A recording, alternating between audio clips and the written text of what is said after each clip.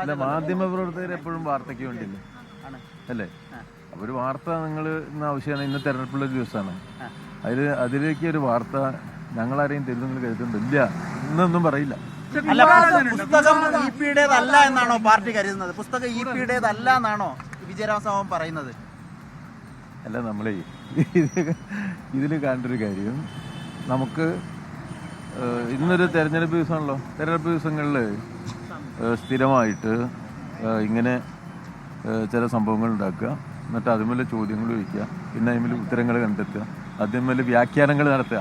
ആ പ്രക്രിയയിലേക്ക് ഞാനില്ല.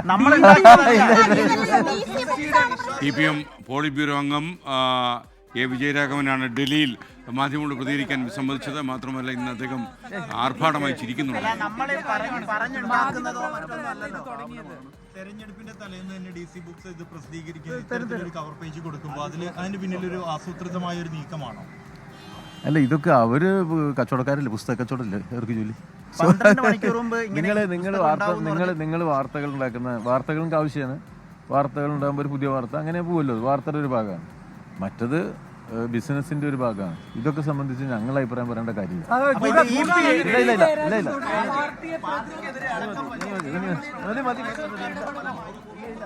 ഇല്ല.